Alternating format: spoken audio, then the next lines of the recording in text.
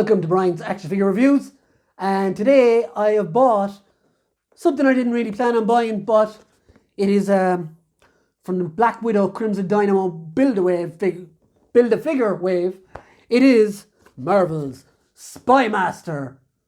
So this is a peg warmer, as they call it in the States.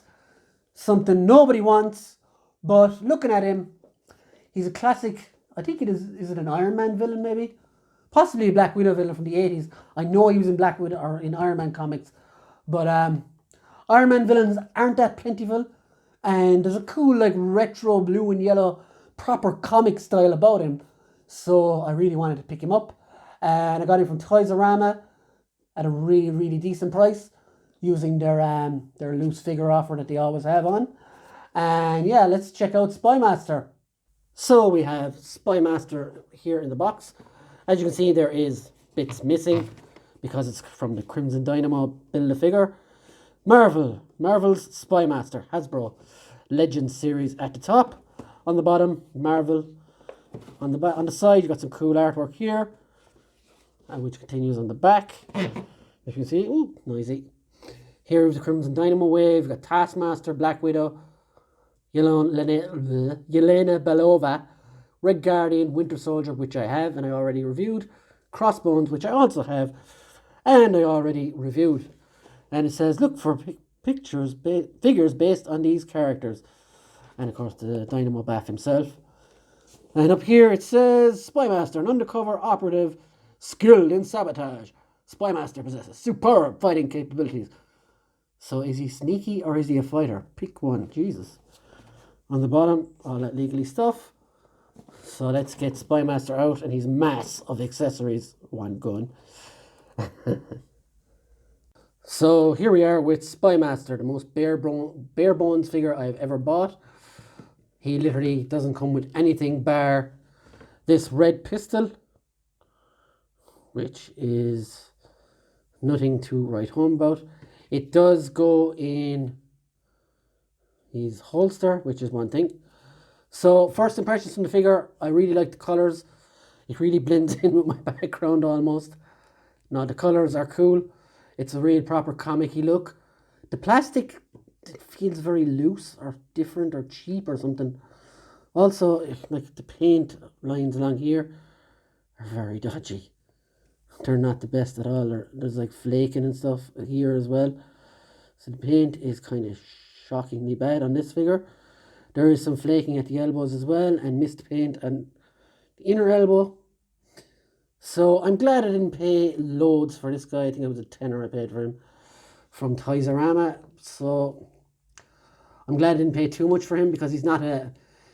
Firstly, he's not a major character anyway.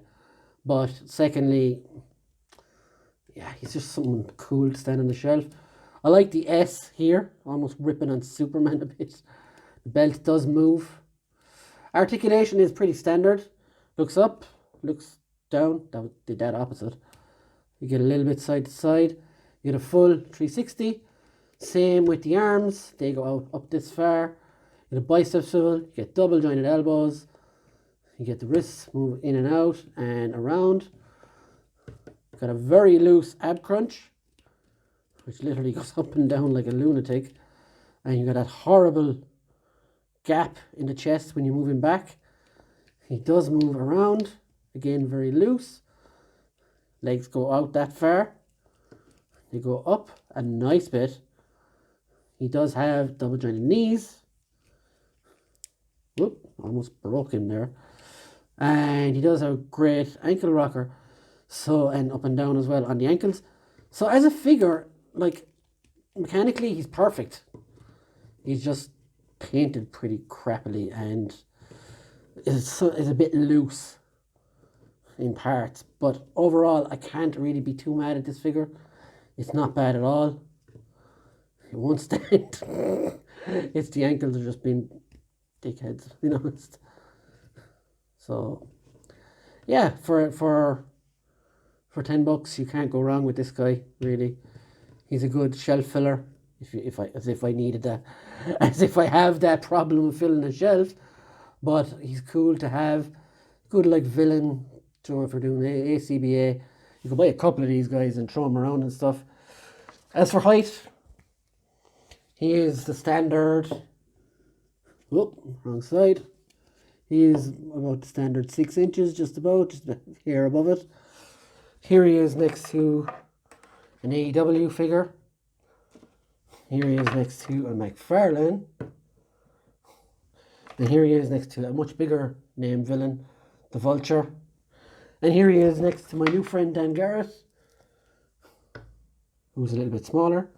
And yeah, that's my review for Spymaster, guys. There isn't much more I can say about him. But if you're looking for some villains, some thugs, some random comic guys, get him if you can get it for cheap like I did. Don't go splashing out on him though. So see you later, guys. Have a good one. Bye.